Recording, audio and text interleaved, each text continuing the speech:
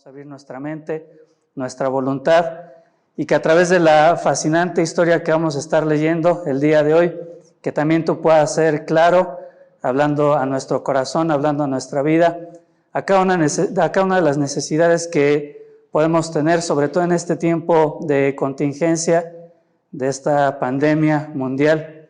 Dios, que cada palabra que sale de tu Biblia, que cada palabra que tu Espíritu ponga en nuestra mente y en nuestro corazón, que sea la adecuada para animarnos y que sea la adecuada para desafiarnos. Queremos dejar este tiempo en tus manos y oramos en el nombre de tu Hijo Jesús. Amén.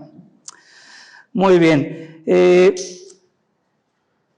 de confesarles que el tema del día de hoy se me hizo sumamente difícil, se me hizo muy complicado. Durante toda la semana estuve estudiando varios temas y estuve estudiando varios pasajes, y todavía hasta el viernes en la noche yo tenía mi pasaje, que es el que había estado desarrollando, que tenía que ver con el libro de Esther. Y el libro de Esther, después te animo a que lo estudies, no es el tema de hoy, pero me encanta. Y lo que había yo estado preparando es, a lo mejor conoces un poquito del trasfondo de Esther. En pocas palabras, el rey estaba a punto de, por un edicto, acabar con todo el pueblo de Dios, y en medio de esas circunstancias, Esther entiende, y hay un versículo que dice ahí, quizás para este tiempo fue que Dios te ha llamado. Y durante toda la semana ese fue el pensamiento que estaba en mi mente, ¿no? Pensando en la contingencia, pensando en todo esto del coronavirus, y yo decía, es que es realidad, esto no había sucedido en mucho tiempo en la historia, creo que a nosotros nunca nos había tocado una crisis de tal manera, y realmente estamos haciendo historia. No sé si en algún otro momento de la humanidad y en específico de la historia de la iglesia había habido un periodo de tantas semanas en las que la iglesia no pudiese congregarse. Y con todos estos pensamientos yo decía, Dios nos tiene en esta situación por un propósito muy específico, y pensaba en ese versículo de que Dios nos tiene en este tiempo por un motivo en específico basado ahí en el libro de Esther, ¿no? Después empecé a estudiar otros temas pensando en la contingencia, y vino a mi mente un pasaje de la palabra de Dios acerca de la vida de Gedeón. Quizás has escuchado, conoces también la historia de Gedeón, y me llamó la atención la historia de Gedeón porque en un momento también de dificultad, en un momento de adversidad como el que quizá nos toca vivir en estos días, por miedo y por temor, como quizá también nos ha sucedido en estos días, él decidió irse a meter a una cueva, y ahí pasó su cuarentena, ¿no? Con mucho temor, con mucho miedo, y prácticamente como nosotros se tuvo que aislar por el temor a una amenaza, y Dios en ese lugar le va a llamar y le va a decir, salte de ese lugar en donde estás, ¿no? Y así venía yo pensando en varios pasajes y en varios temas, y apenas el día viernes leo un pasaje y digo, no, creo que Dios quiere que hable acerca de este pasaje, ¿no? Así que yo creo que lo que vamos a escuchar el día de hoy, aunque hubo muchos pensamientos en mi mente durante la semana, yo creo que esto es lo que Dios quiere hablar a nuestras vidas hoy, y es lo que Dios quiere hablar también a tu vida el día de hoy. Y bueno, como bien lo habíamos estado viendo estas semanas, al más puro estilo de Netflix, estamos teniendo una serie que se llama Reactívate. Y el objetivo de toda esta serie, ya lo hemos estado mencionando, pero vale la pena recordarlo, es poder justamente reactivarnos. En estos días, o ya durante muchas semanas, y se va a seguir hablando de este tema, escuchamos en las noticias acerca de la reactivación, que la reactivación económica, que la reactivación del país. Pero la idea de estudiar estos temas y esta miniserie Reactívate es porque también entendemos que como iglesia tenemos que reactivarnos. Espiritualmente, muchos de nosotros, después de varias semanas y después de varios meses en el encierro, también espiritualmente necesitamos reactivarnos, y aún como iglesia y aún ministerialmente necesitamos reactivarnos. Así que espero que esta historia que vamos a ver el día de hoy te anime a evaluar cómo ha sido este tiempo, pero sobre todo que pueda animarte a reactivarte en aquellas cosas a las que Dios te ha estado llamando. La historia, bueno, es nada más y nada menos que la historia de un profeta, podríamos decir que el profeta más famoso en la historia de Israel, y es justamente la historia del profeta Elías. Así que te pido que si tienes ahí tu Biblia puedas acompañarme al libro de Primera de Reyes. Vamos a estar estudiando el capítulo 19. Pero voy a leer algunos versículos antes, en el capítulo 18, para entender un poquito el contexto de lo que había sucedido anteriormente. Estamos situados geográficamente en el reino del norte, Israel. Este profeta, el profeta Elías, va a ser un profeta que va a trabajar o que va a desarrollar su ministerio en esa zona norte de Israel. Y mientras que el profeta Elías desarrollaba su ministerio, históricamente esta etapa de tiempo corresponde a la vida del rey Acab, uno de los reyes que se conoce como los más malos y como los más terribles reyes que tuvo Israel, junto con el rey Manasés, que él reinaba en el sur, Acab en el norte, Manasés en el sur. Fueron los peores reyes en toda la historia de Israel. Y durante esta época, o durante este periodo del rey Acab, el pueblo de Dios se había volcado a la idolatría, habían dejado a Jehová, habían dejado a Dios, y se habían volcado a la adoración de otros dioses, específicamente al dios Baal, y también se menciona aquí en Reyes al dios Astarot.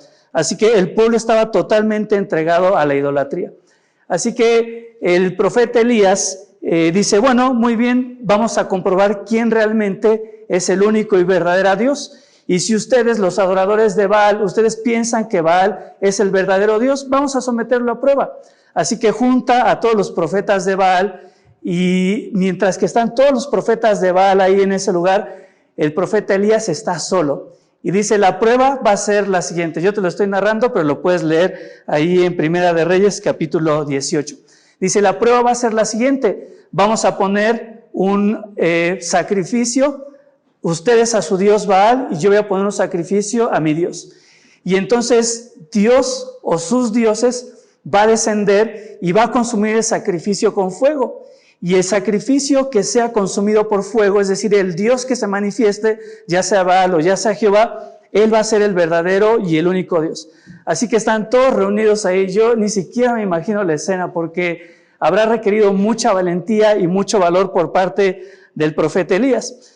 Así que ambos preparan su sacrificio, y los adoradores de Baal preparan su sacrificio, y ellos comienzan a clamar para que descendiese Baal con fuego y consumiera el holocausto, y que quedase demostrado que él era el único y el verdadero Dios. No sucede. Así que ahí en Primera de Reyes capítulo 18, si leemos el versículo 20, a partir del versículo 27, dice, y aconteció al mediodía que Elías se burlaba de ellos, diciendo, gritad en alta voz, porque quizá Dios es decir, quizá Baal realmente es su Dios, es el Dios verdadero. Quizá está meditando, o tiene algún trabajo, o va de camino, tal vez duerme, y hay que despertarle. Y ellos clamaban a grandes voces, y se sajaban, es decir, se cortaban con cuchillos y con lancetas, conforme a su costumbre, hasta chorrear la sangre sobre ellos. Pasó el mediodía y ellos siguieron gritando frenéticamente hasta la hora de ofrecer el sacrificio, y termina el versículo diciendo, pero no hubo ninguna voz, ni quien respondiese, ni quien escuchase. Así que la imagen es sumamente gráfica y a la vez desgarradora, ¿no? Tenemos a estos profetas de Baal gritándose, cortándose con cuchillos, a gritos, dice la palabra de Dios, frenéticos. Estaban como locos deseando que descendiera fuego del cielo, que Baal se manifestara y que quedara demostrado que Baal era Dios. Pero dice Elías, no hubo nadie quien atendiese, ni hubo nadie quien respondiese. Y más adelante encontramos por otro lado la reacción de Jehová, la reacción del Dios de Elías. Y dice así en el versículo 37, esta es entonces la oración de Elías. Dice, respóndeme, Jehová, respóndeme. Dice, para que este pueblo que tú, oh Jehová, eres el Dios, y que tú vuelves a ti el corazón de ellos. Y dice, entonces cayó fuego de Jehová y consumió el holocausto y la leña, las piedras, fíjate, aún las piedras y el polvo. Y aún lamió el agua que estaba en la zanja. Viendo todo el pueblo, se postraron y dijeron, Jehová es Dios. Jehová es el Dios. Entonces Elías les dijo: prended a los profetas de Baal para que no escape ninguno. Y ellos los prendieron y los llevó Elías al arroyo de Cisón y allí los degolló. Así que es una historia de esas que uno las lee y dice: qué historia más sangrienta, ¿no? Y este hombre, el profeta Elías, acaba con la vida de todos estos profetas de Baal. Habrá sido un momento sumamente intenso y espiritualmente un momento muy agotador y muy desgastador. Pero fíjate, ya entrando al capítulo 19, que es lo que vamos a estar estudiando el día de hoy. Mire, el nombre Elías, el nombre de este profeta, significa Dios es Yahvé o Dios es mi Señor. Eso es lo que significa el nombre de este profeta. Y la historia del profeta Elías va a comenzar acá en Primera de Reyes, en el capítulo 17, y va a recorrer todo el libro de Primera de Reyes, y en el capítulo 2 de Segunda de Reyes, en el versículo 11 específicamente, es cuando encontramos el término temporal de la historia de este profeta Elías. Cuando descienden del cielo, quizás has escuchado la historia, desciende del cielo una carroza de fuego y caballos de fuego y arrebatan a Elías hacia el cielo para encontrarse justamente en la presencia de su Dios. Pero fíjate, algo que me gustaría destacar acerca de esto, acerca de la vida del profeta Elías. Y lo que me asombra es esto: la grandeza de su ministerio, y que esto tiene que ver mucho con nosotros. La grandeza de su ministerio va a surgir como una consecuencia de un tiempo de crisis, de un tiempo de dificultad y de un tiempo de adversidad. Recuérdalo, la historia y la grandeza del ministerio del profeta Elías va a surgir justamente como una consecuencia de un tiempo de crisis, de un tiempo muy difícil y de un tiempo de mucha adversidad.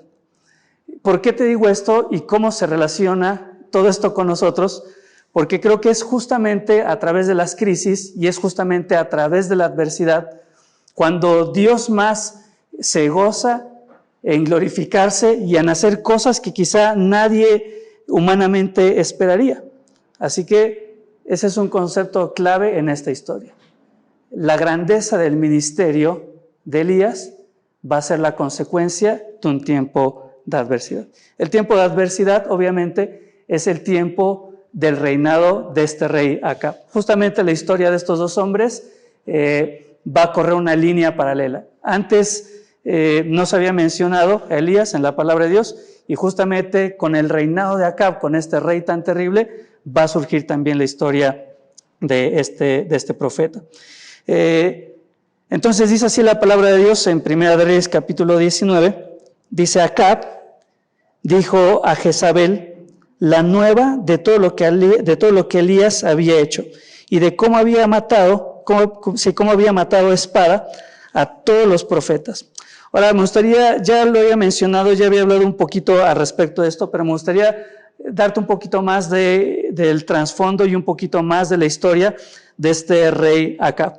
El nombre de Acab significa alguien que es semejante a su padre, significa, también podría ser pariente de su padre o hermano de su padre.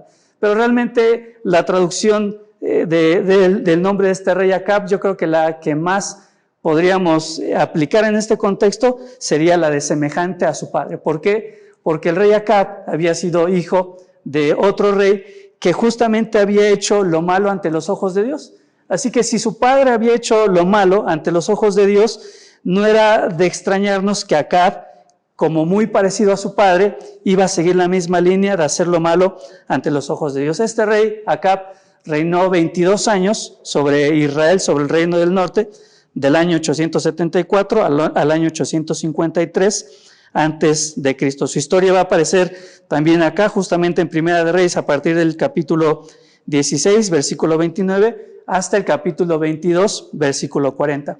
Este rey, si bien en términos terrenales fue un rey que trajo mucha prosperidad a la nación de Israel en términos terrenales, en términos espirituales la realidad es que este rey fue uno de los que sumió al pueblo de Israel en una de las más profundas y de las más grandes obscuridades.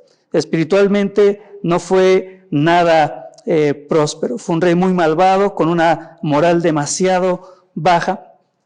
Y sabes, este rey entonces se va a casar justamente con nada más y nada menos que esta mujer que es mencionada aquí en el versículo 1 también, con Jezabel.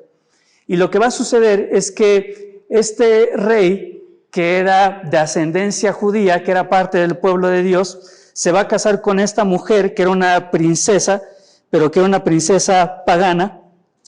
Y esta mujer va a influenciar al rey Acab justamente a la adoración a estos dos dioses que yo te había mencionado, a Baal y a Astarot. Entonces, esta mujer va a influenciar de tal grado a su esposo que su esposo va a construir uno de los más grandes templos al dios Baal y también va a construir monumentos y va a construir estatuas en conmemoración y adoración a este falso dios hasta Astarot.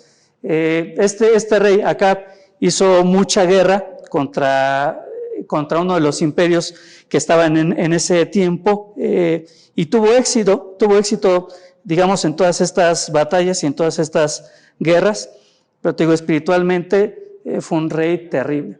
Su mujer, por otro lado, que acá se menciona, Jezabel, su nombre significa no exaltada, y obviamente por su estilo de vida y por su adoración y por su idolatría, nunca podría llegar a ser una mujer que fuera exaltada por Dios.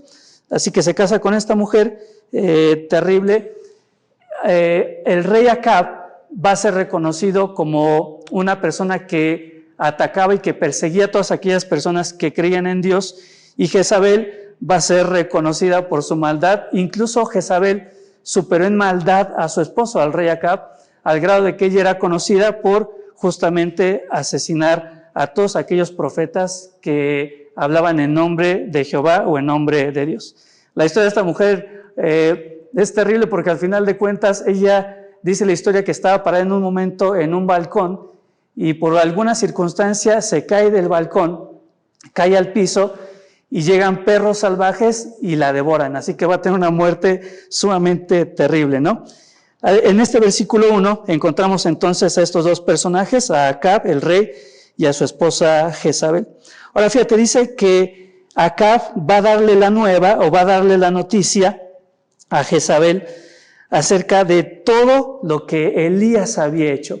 Qué interesante, ¿no? Porque puedo pensar que Acab no tuvo el valor para él mismo enfrentar al profeta Elías, y conociendo que su mujer era mucho más terrible y lo superaba a él en maldad, dice, ¿sabes qué? Quiero contarte todo lo que hizo Elías. Y date cuenta que lo que había hecho Elías, realmente no lo había hecho Elías. ¿Quién lo había hecho? Realmente lo había hecho Dios.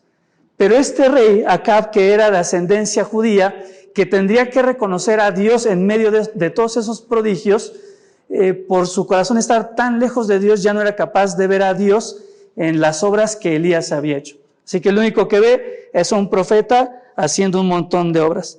Él sabía que muy seguramente su esposa tendría el valor y el coraje que a él le faltaba.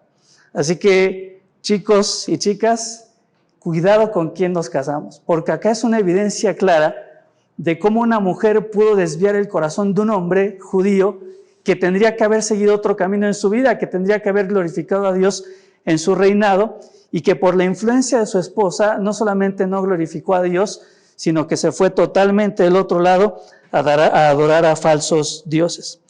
¿Por qué le cuenta acá todo lo que supuestamente Elías había hecho? ¿Por qué se lo cuenta a Jezabel?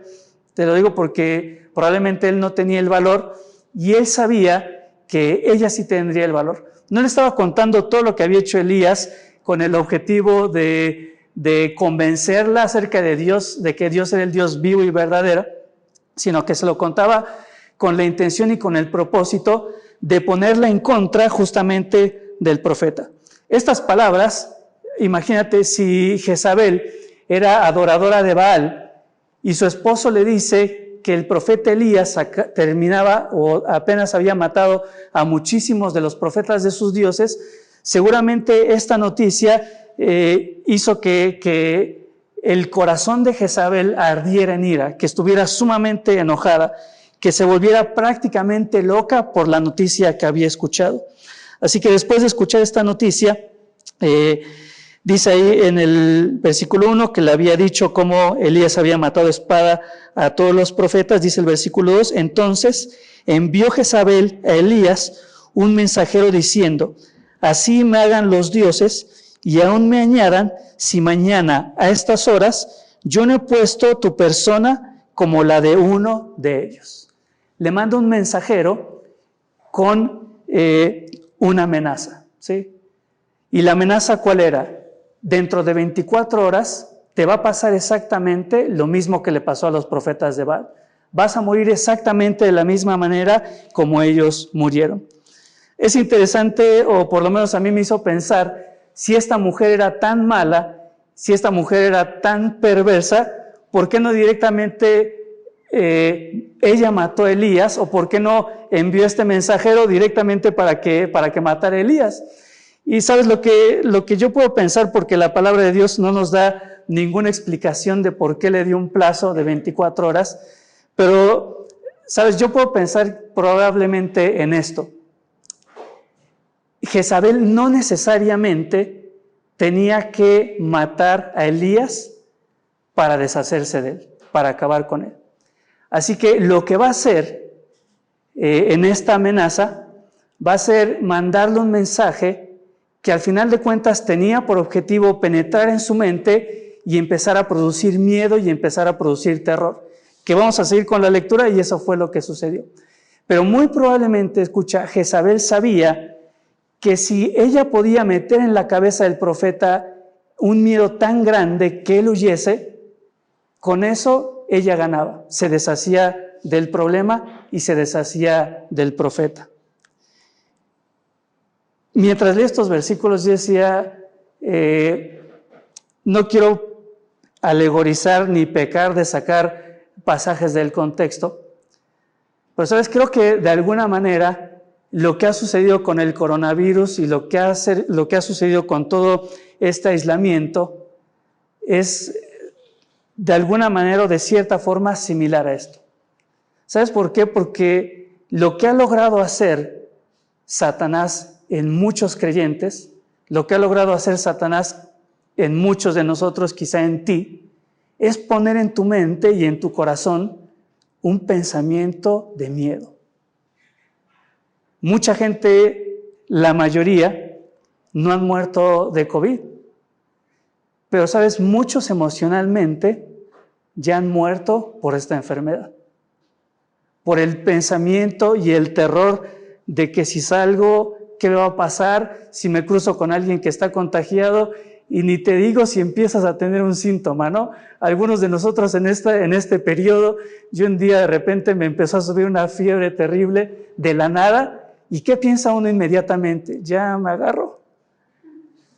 Así que lo que hizo Jezabel con el profeta Elías, me temo que es lo que quizá ha logrado el COVID hacer en muchos de nosotros.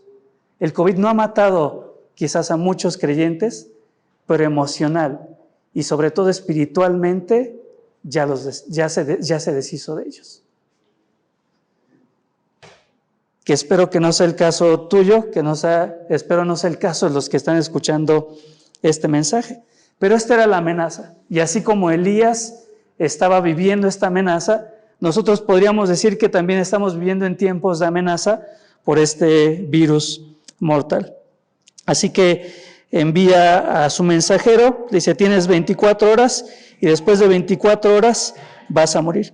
Mira qué interesante el versículo 3, porque este gran profeta que apenas acaba de terminar de hacer un milagro y había experimentado una manifestación sumamente poderosa de parte de Dios, mira lo que dice el versículo 3, viendo pues, ¿qué dice?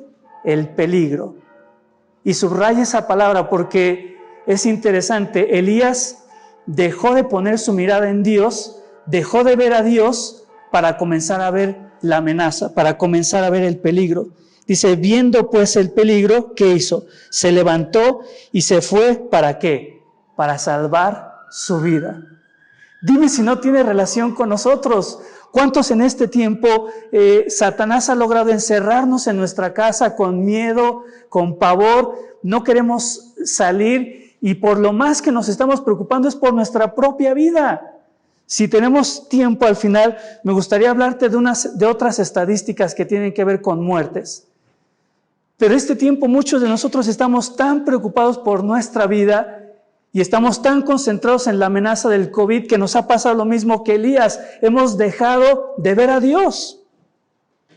Viendo pues el peligro, se levantó y se fue para salvar su vida. Y vino a Berseba, que está en Judá, y dejó allí a su criado. Viene a este lugar, Berseba, que es un lugar muy conocido y que es un lugar muy representativo.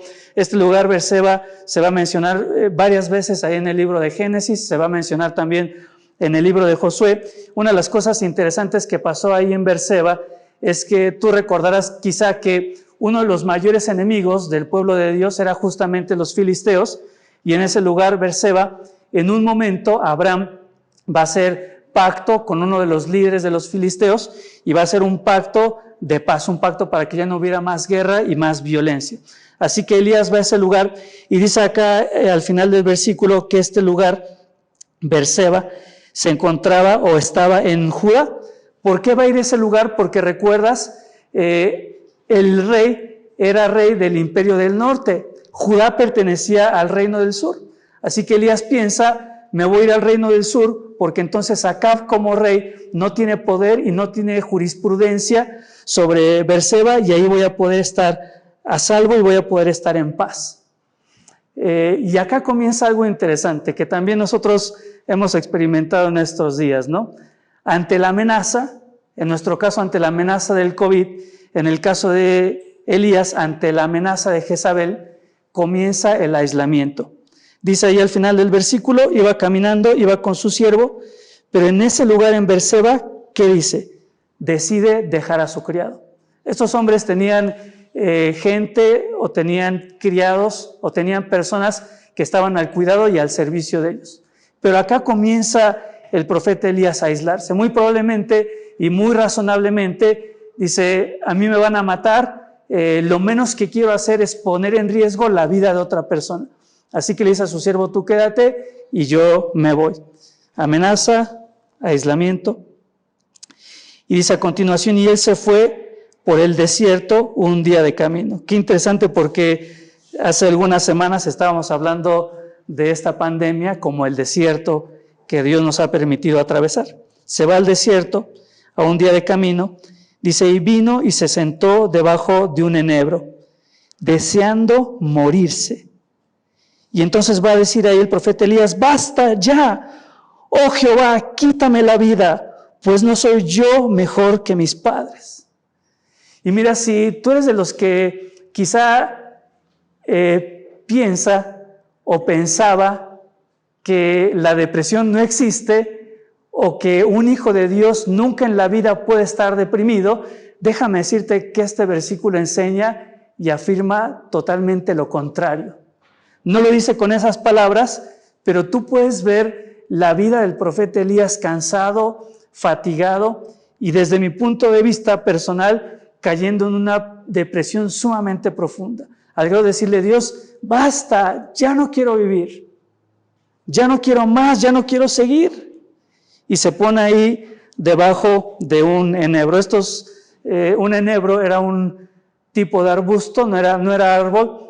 Y sin embargo, a pesar de que el enebro no era un árbol, era un arbusto que podía llegar a crecer muy alto, aproximadamente 10 metros, que tenía follaje o que tenía una copa muy abundante, y este árbol produce un fruto tipo unas bayas de color negro azulado, y se pone entonces el profeta Elías debajo de la sombra a cubrirse debajo de ese gran arbusto o de ese enebro, deseando ya y pidiéndole y rogándole a Dios la muerte. Y sabes, yo creo que acá Elías entiende algo importante porque es sumamente interesante ver que apenas unos versículos anteriores, este mismo profeta, sumamente lleno de valor y sumamente lleno de denuedo, Él mismo había matado a muchísimos profetas de Baal, y aquí lo vemos en una postura y en una actitud totalmente diferente. ¿Y sabes qué es lo que yo creo que sucedió?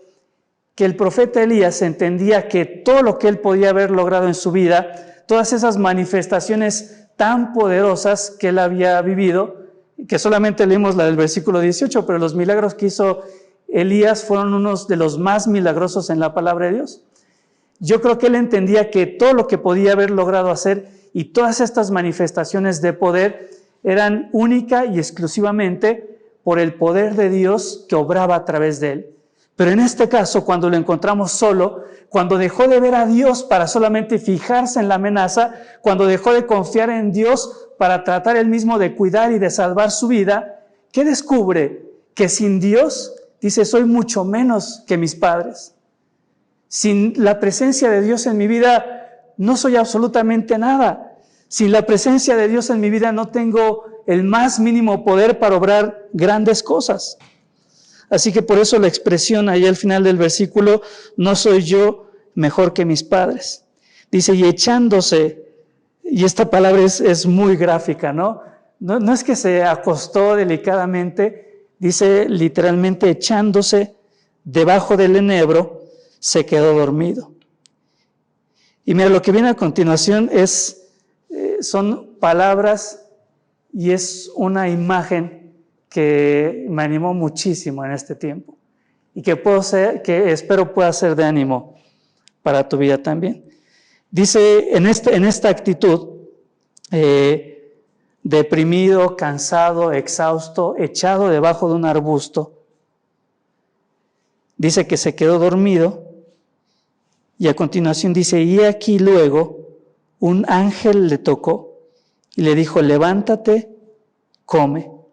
Entonces él miró, y aquí a su cabecera una torta, es decir, un pan cocido sobre las ascuas, y una vasija de agua, y comió, y bebió, y volvió a dormirse. Ahora, ¿por qué me encanta esta imagen? Porque en medio de estas circunstancias que estaba experimentando el profeta Elías, circunstancias totalmente terribles, va a experimentar la provisión de Dios. Ahora, yo no sé si a los que están aquí o los que nos están viendo por Zoom, yo no sé a cuántos de ustedes les gusta el pan. A mí me gusta, trato de no comerlo porque cada vez, no sé qué le pasa a mis camisas que se van achicando, cada que como pan es una cosa increíble, ¿no? Así que trato de no comer, pero ya hemos agarrado, en esta cuarentena con mi esposa y con nuestra familia, hemos agarrado ya un hábito, no sé si bueno o malo. Bueno, porque tratamos de no comer pan durante la semana, pero los domingos ese es el día que nos vamos, unos buenos panecitos, ¿no? Ahora imagínate esto, ¿no? Un pan el que más te gusta, recién salido del horno, calientito.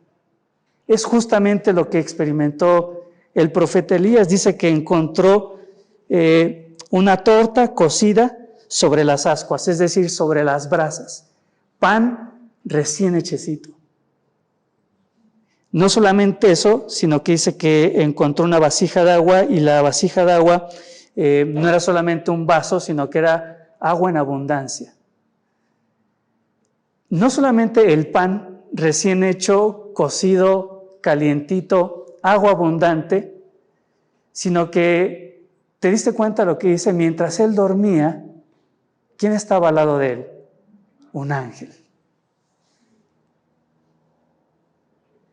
En medio de la crisis más profunda en su vida, en un momento cuando el profeta estaba cansado, fatigado, cuando estaba experimentando, quizás una depresión muy profunda, y cuando estaba perdido en el desierto, Dios no había perdido la vista de él.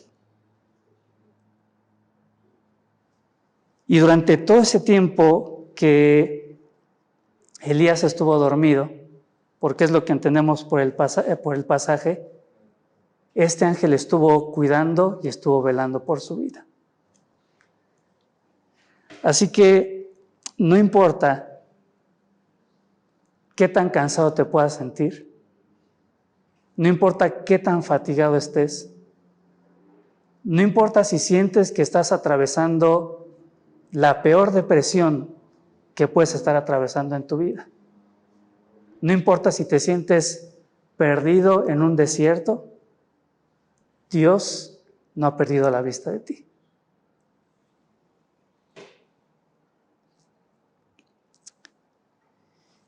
Así que lo que hizo Elías, sin duda estuvo mal, porque durante mucho tiempo en su vida él había expresado una fe enorme en Dios. Y evidentemente estuvo mal, porque dejó de confiar en Dios. Pero no debemos de ser tan severos y tan rápidos para juzgar la vida de Elías. Porque, te digo, acababa de experimentar un evento sumamente agotador y sumamente intenso a nivel espiritual. Y yo no sé si tú has experimentado ese tipo de presión espiritual. Si no lo has hecho, yo te digo que la presión espiritual puede llegar a cansarte y a desgastarte más que cualquier presión física. No solamente eso, sino que el pueblo de Dios, al ver el milagro, ellos lo dijeron: Dios es el único Dios vivo y verdadero. Pero ¿tú crees que cambiaron su forma de pensar? Siguieron en la misma.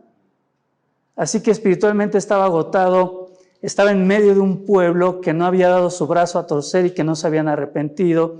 Tenía a esta mujer, Jezabel, amenazándolo, dándole 24 horas de vida. Y yo creo que lo que vivió él fue sumamente entendible y fue sumamente razonable. Y hay un versículo que lo tengo apuntado acá, creo que no lo apunté, pero se encuentra, si no me equivoco, en Santiago 5:17. Si me equivoqué, después ustedes lo pueden buscar. Pero ¿sabes? Dice Santiago, dice que Elías experimentó debilidades semejantes a las nuestras. En otras versiones más contemporáneas, dice que Elías fue un hombre con sentimientos similares a los nuestros. Así que ¿quién de nosotros podría tomar la primera piedra para apedrear a Elías? Si cada uno de nosotros somos semejantes a él. Y continúa nuestra historia diciendo: y volviendo el ángel de Jehová la segunda vez le tocó. Durante todo ese tiempo que él dormía, el ángel permaneció ahí. Le volvió a tocar diciendo: levántate y come, porque largo camino te resta. Se levantó pues y comió y bebió, y fortalecido con aquella comida, fíjate qué tan abundante habrá sido la comida, que ese pan que comió y esa agua, dice que caminó 40 días y 40 noches hasta Horeb, monte de Dios. Este número 40 en la palabra de Dios es un número que se repite muchas veces. Al parecer creo que, no sé si me equivoco, pero creo que más de 100 veces aparece este número 40 en la palabra de Dios, y es un número que bíblicamente tiene mucho significado. El número 40 nos habla acerca de un proceso, por ejemplo. Por ejemplo, si nosotros pensamos en la gestación de un bebé, ¿cuánto tiempo dura? 40 semanas, ¿no?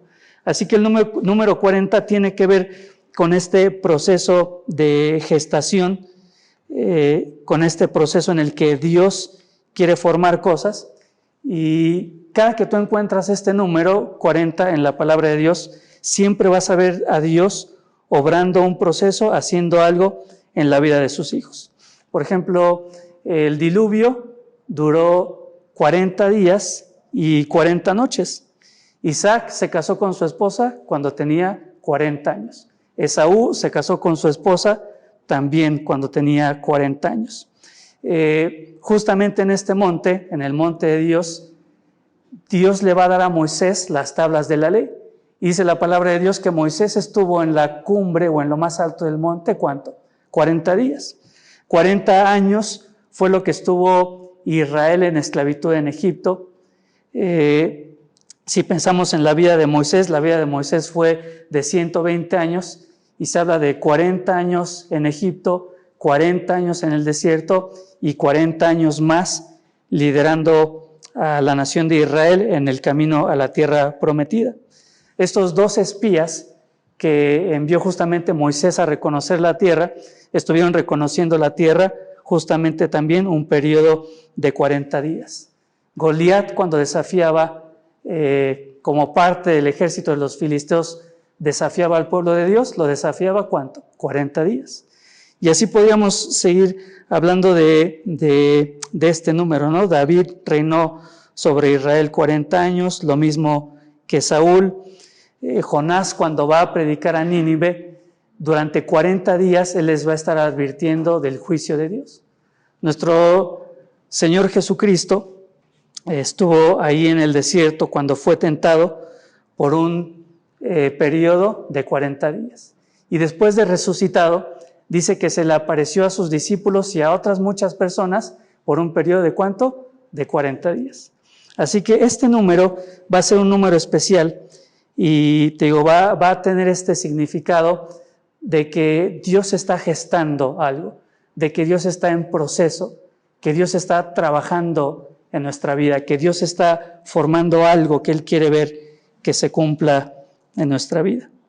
Y después entonces de estos 40 días y 40 noches, llegó hasta este lugar, hasta el monte Horeb, que es un lugar muy emblemático. Este lugar, el monte Horeb, también lo vas a encontrar en la palabra de Dios como con el nombre del monte Sinaí. Ese nombre, monte Sinaí, significa el dios Sina o el dios Sin, que hacía referencia al dios de la luna, y el nombre que se menciona acá en Reyes, el monte Horeb. Horeb significa, o la palabra Horeb significa seco, así que era un lugar seco, era un lugar árido y era el lugar por el cual Dios estaba llevando al profeta Elías. Este lugar también se conoce como, en árabe, como Jabal Musa, que significa el monte de Moisés, justamente porque en ese lugar fue donde Dios le dio a Moisés las tablas de la ley. Para que tengas un poquito de idea de cómo es este monte, aquí tengo que este monte se ubica a una altitud de 2.285 metros sobre el nivel del mar y su altura es de 334 metros. Una referencia con la cual esto va a ser más gráfico. La Peña de Bernal tiene apenas unos metros más, 2.510 sobre el nivel del mar, y en vez de medir 334 metros, tiene 350 metros de altura. Así que prácticamente si tú mirases ese monte, el monte Horeb o el monte Sión o el monte de Dios, sería muy similar a ver en dimensiones la Peña de Bernal, aunque la peña es una piedra y el monte tiene otras características, ¿no? Pero era muy similar a este lugar. Dice que entonces llegó ahí al monte de Dios. Y qué interesante porque siempre cuando en la palabra de Dios encontramos un monte, y sobre todo el monte Sinaí, tiene que ver mucho con la presencia y tiene que ver mucho con la cercanía a Dios. Y sabes, yo creo que este lugar es un lugar clave en la vida de Elías, porque si bien él estaba en un lugar alto, Dios en ese lugar quería llamarle y quería darle propósitos para su vida mucho más altos que la muerte. Interesante porque lo que hace Elías dice, yo no quiero que me mate Jezabel, pero prácticamente huye de una muerte para buscar otra muerte, ¿no? Dice, Dios, basta, quiero que me mates.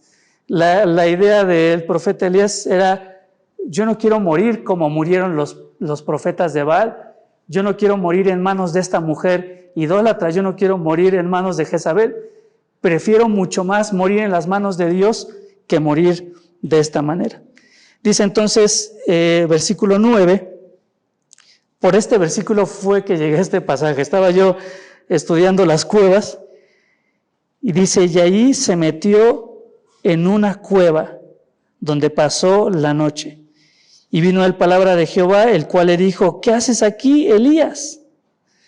Y encontramos al profeta metido en una cueva. ¿Ves? Ahí yo creo que había comenzado su aislamiento en el momento en el que dejó a su siervo, pero acá estaba ya en aislamiento total, en encierro. Qué cuarentena, ni qué contingencia, ni qué nada. El profeta Elías solo metido en una cueva. Y esto es lo que estaba estudiando, y estaba estudiando las cuevas. No vas a encontrar muchas. El rey David, en un momento en su vida, tuvo miedo, porque también su vida corría peligro a manos del rey Saúl. ¿Y qué va a hacer? Va a ir y se va a esconder en una cueva. Gedeón lo mencionamos en un momento en el que tenía miedo y en el que tenía temor de los madianitas. ¿Qué va a hacer? Se va a ir y se va a meter a una cueva. Hay muchos pasajes que hablan de cueva y el concepto va a ser exactamente el mismo. En ciertos momentos de nuestra vida, cuando enfrentamos una crisis o cuando estamos enfrentando un tiempo de miedo, de adversidad o de temor, solemos correr ese tipo de lugares, solemos correr a cuevas, ¿no? Yo no sé cuál ha sido tu desierto, o yo no sé cuál ha sido tu cueva. Quizás ni siquiera tiene que ver con lo físico, pero a lo mejor espiritualmente y emocionalmente llevas días, semanas, meses metido en tu cueva. Y qué interesante, porque si tú estudias las cuevas en la palabra de Dios, te vas a dar cuenta que, iba a decir absolutamente, pero no, te vas a dar cuenta que la mayoría de las cuevas fueron lugares de tránsito, fueron lugares temporales. Y cada vez que encuentras a alguien que sale de la cueva, es para perseguir los propósitos de Dios y para alcanzar metas mucho más altas y mucho más grandes. Lázaro salió de la cueva. Nuestro Señor Jesús salió de la cueva. La única razón por la cual una persona se quedaría en una cueva sería por muerte. Eso era lo único que podía mantener a una persona en la cueva. Fuera de eso eran lugares temporales, eran lugares de los que se esperaba que las personas saliesen. Y sabes, por eso llega ahí el ángel de Jehová, se encuentra con Elías en esta cueva, y me encanta cómo termina el versículo 9, porque le hace una pregunta, y la pregunta es, ¿qué haces aquí, Elías? Y me encanta esta pregunta porque las preguntas de Dios siempre apelan a nuestra conciencia. Nunca apelan a que Él reciba una respuesta de nosotros porque Él sabe todas las cosas, pero las preguntas de Dios siempre nos van a confrontar contra nosotros mismos. Y mientras yo leía esta pregunta, yo pensaba para mí mismo y me hacía esta pregunta a mí mismo: Israel, ¿qué haces aquí? ¿Qué haces aquí? Y quizás sería la misma pregunta que tendrías que hacerte el día de hoy. Quizás sería la pregunta que Dios mismo te hace: ¿qué haces aquí? Ya está bien de cuarentena, ya está bien de estar viviendo con temor, ya está bien de estarte preocupando solamente por tu propia vida, ya está bien de desconfiar de Dios. ¿Qué haces aquí? Qué pregunta, ¿no? Y es la pregunta que Dios nos hace a nosotros el día de hoy.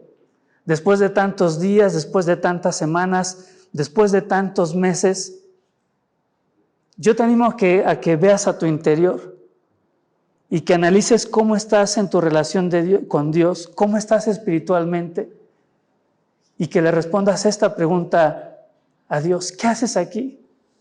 ¿Cuánto tiempo más te vas a quedar así? ¿Cuánto tiempo más vas a pasar encerrado en la cueva?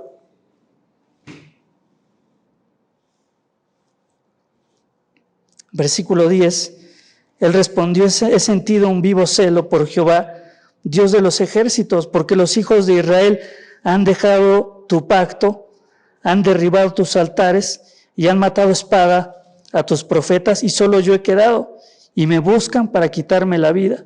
Esto era real, lo que estaba enfrentando Elías era real, la amenaza no era una fábula. como el coronavirus, yo no te estoy diciendo con este mensaje que tienes que salirte de tu casa y que tienes que pensar que el coronavirus no existe, que es invento de los chinos. Estas eran amenazas reales como lo es el coronavirus. Pero llega un punto en el que Dios nos pregunta, ¿qué haces aquí? Así que estaba Elías ahí con temor por su vida.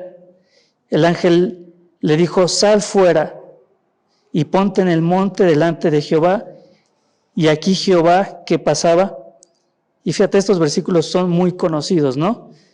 Elías sigue en este proceso, en esta gestación, Dios queriendo hacer algo en su vida, Dios queriendo hablar. Y si bien hablamos de una amenaza que era real, si bien hablamos de un aislamiento, ¿sí? A partir de este versículo, yo podría encontrar lo que hoy diría como la activación de la vida de Elías. O si pensamos en nuestra serie, la reactivación de la vida y del ministerio de Elías. ¿Por qué? Porque entonces Elías va a salir de la cueva, va a venir a la puerta, delante, y dice, fíjate, en el monte delante de Jehová. Deja la cueva, sube a la presencia de Dios al monte. Dice, y aquí que Jehová pasaba, y un grande y poderoso viento que rompía los montes y quebraba las peñas delante de Jehová. Pero Jehová no estaba en el viento. Y tras el viento un terremoto, pero Jehová no estaba en el terremoto. Y tras el terremoto un fuego, pero Jehová no estaba en el fuego. Y tras el fuego un silbo apacible y delicado. Dice, cuando lo oyó Elías, cubrió su rostro con su manto y salió y se puso a la puerta de la cueva. Y aquí vino él una voz diciendo, ¿qué haces aquí, Elías? Nuevamente. ¿Ves? Él estaba acostumbrado a ver a Dios obrando de maneras majestuosas, a ver a Dios obrando grandes maravillas. Pasa un terremoto y busca la voz de Dios y dice, la voz de Dios no está en el terremoto, y viene un torbellino y no puede encontrar la voz de Dios, y viene un fuego y no encuentra la voz de Dios. Y en el lugar y en el momento y en la forma en la que Elías menos esperó escuchar la voz de Dios, en un silbo apacible, descubrió y encontró la voz de Dios. Y yo me pregunto si todo esto que hoy nos toca vivir, ¿no será acaso ese silbo apacible? En la soledad de tu casa, encerrado en tu cueva quizá, ¿no será esa la voz de Dios? Preguntándonos, ¿qué haces aquí? Así que le vuelve a preguntar, ¿qué haces aquí?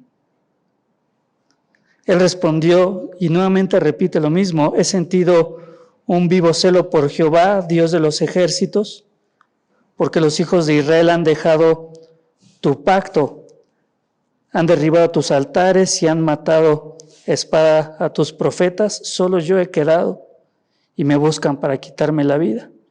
Y le dijo Jehová, ve, vuélvete por tu camino, por el desierto de Damasco y llegarás y ungirás a Hazael por rey de Siria.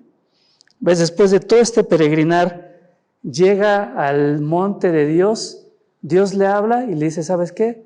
Regrésate. Y le comienza a dar algunas instrucciones para que él se volviera a activar o para que se reactivara. Tenía que nombrar ahí a Hazael por rey de Siria, a Jehú, hijo de Nimsi, ungirás por rey sobre Israel, y a Eliseo, hijo de Safat, de Abel Mejolá, ungirás para que sea profeta en tu lugar. Y el que escapare de la espada de Hazael, Jehú lo matará, y el que escapare de la espada de Jehú, Eliseo lo matará. Y yo haré que queden en Israel 7,000 cuyas rodillas no se han doblado ante Baal y cuyas bocas no lo besaron. Y hasta ahí vamos a leer el día de hoy. Elías en plena reactivación. ¿Ves? Una vez que él deja la cueva, una vez que él toma la decisión de dejar ese lugar en el cual había estado encerrado, Dios comienza a darle instrucciones de lo que tendría que ser su vida a partir de ahora. Pero tuvo que pasar por la amenaza, tuvo que pasar por el aislamiento para que su vida pudiera comenzar a activarse. ¿Te acuerdas lo que habíamos dicho al principio, no? La vida de Elías, la explosión y la proyección tan grande de su ministerio no surgió sin la crisis, no surgió sin la adversidad. Es decir, las adversidades que nos toca vivir son muy probablemente la circunstancia ideal para que tu vida se reactive, para que comiences a hacer más cosas para Dios, para que tengas propósitos y metas mucho más altas en tu vida. Si nosotros pensamos en la vida de Elías, hizo muchos grandes milagros. Por la vida de Elías hubo sequía durante mucho tiempo, no volvió a llover. Él era como que el que tenía el switch de la lluvia, el sistema meteorológico, y él hizo, por el poder de Dios, que no lloviese. Él hizo que de una vasija la harina de una mujer viuda nunca escaseara y nunca acabara la provisión para él. Revivió a un niño, hizo que del cielo descendiese fuego, acabó con todos estos profetas de Baal. Posteriormente, él abre la llave y hace que vuelva a llover después de mucho tiempo sin lluvia. Por su mano, él, como lo hemos visto en otros pasajes también, hizo que las aguas del río Jordán se dividiesen y se abriesen. Pero era necesario que Elías pasara por la cueva. El profeta Elías, como te decía, se ha llegado a convertir en uno de los más grandes referentes para el pueblo de Dios. Dicen incluso algunos judíos que tienen por costumbre, cuando ellos celebran la Pascua, poner una silla vacía, porque ellos esperan que el profeta Elías vuelva a descender y que los visite. Su ministerio es tan grande que cuando aparece Juan el Bautista, con todas estas manifestaciones y hablando en nombre de Dios, los judíos dicen, es Elías, porque él nunca murió, regresó. Cuando nosotros en los evangelios leemos la historia de la transfiguración, ¿quién aparece ahí? Elías. Apocalipsis capítulo 11, se narra la historia de dos testigos que van a pelear contra la bestia los va a matar y van a quedar en la explanada ahí, pero después de un tiempo estos dos testigos van a resucitar y van a vencer a la bestia. Uno de esos testigos, muchos creen que es justamente el profeta Elías. Así que es un hombre de extraordinaria fe, es un hombre de oración, es un hombre de extrema confianza en Dios. Es un hombre que llegó a hacer cosas impresionantes. Y ¿sabes lo que más me sorprende? Es que dice Santiago que Elías era un hombre que tenía las mismas pasiones que nosotros. Es decir, Santiago dice, Elías era semejante, era como tú y como yo. Elías tenía exactamente los mismos sentimientos que tú, Elías tenía las mismas luchas, Elías tenía las mismas debilidades. ¿Qué hizo la diferencia? Que hubo un día en el que Dios le preguntó, ¿qué haces aquí? Y Elías decidió salir de la cueva. Decidió escuchar la voz de Dios y decidió obedecerle.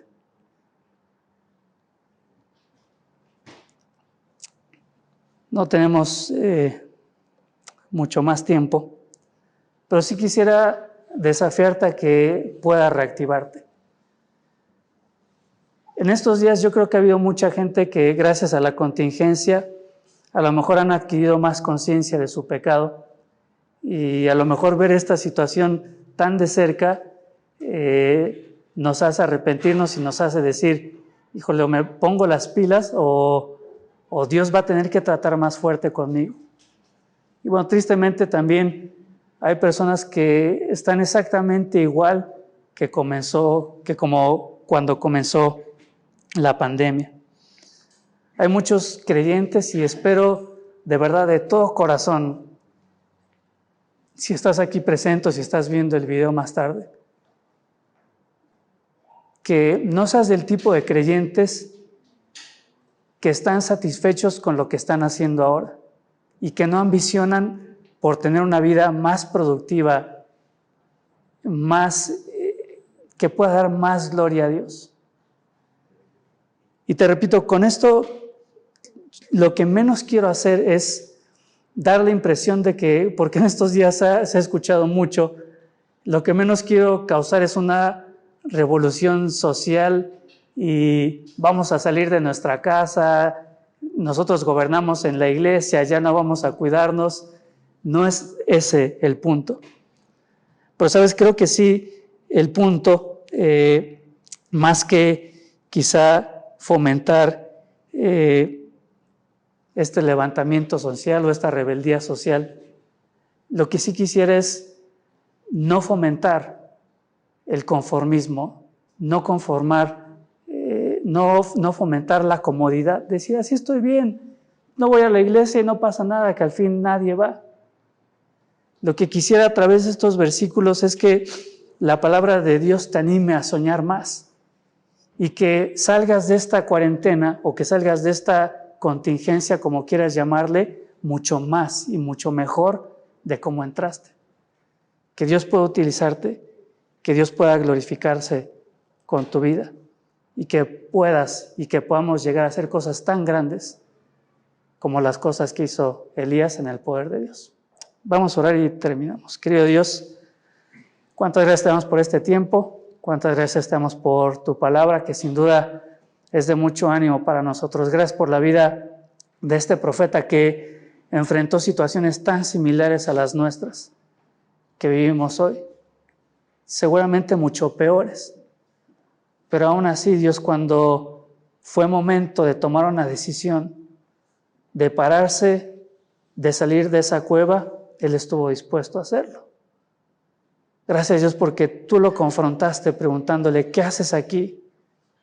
Y gracias porque el día de hoy tú nos confrontas también y nos haces esta misma pregunta, ¿qué haces aquí? Es momento de salir de la cueva.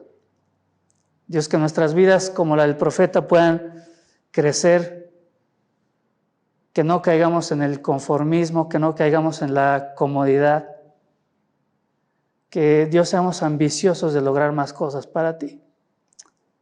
Oramos todo esto en el nombre de tu Hijo Jesús. Amén.